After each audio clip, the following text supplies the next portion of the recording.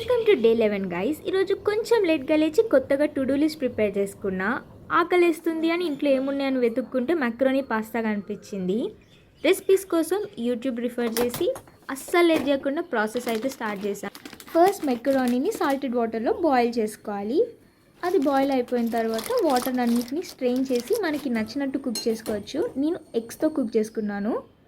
తినేసి ఈరోజు అమ్మ ఇంట్లో లేదు కాబట్టి క్లీనింగ్ వర్క్స్ అన్నీ మనమే చేయాలి. అసలు ఎంత టైం పడుతుందా అని తెలుసుకోవడానికి 1 అవర్ టైమర్ సెట్ చేసుకొని ప్రాసెస్లోకి దిగిపోయా. ముందైతే నైట్ క్లీన్ చేసుకున్న గిన్నెల్ని సర్దిరి వాషింగ్ మిషన్లో ఉన్న బట్టల్ని ఆరేసేసి వచ్చేసా.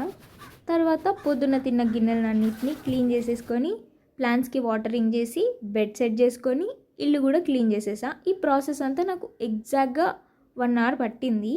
ఫ్రెష్ అయిపోయి వచ్చిన తర్వాత లాగిన్ అయ్యి ఈరోజు నాది వర్క్ ఫ్రమ్ హోమ్ కాబట్టి నచ్చిన యాంగిల్లో నచ్చినట్టు వర్క్ చేసుకొని లాగౌట్ అయిపోయిన తర్వాత జిమ్కి వెళ్ళా. ఈరోజు నాది upper body plus cardio workout చేసుకొని ఇంటికి వెళ్ళిపోయా. డిన్నర్కి కీనో అండ్ క్యారెట్ పులావ్ తినేసి నిద్రపోయా.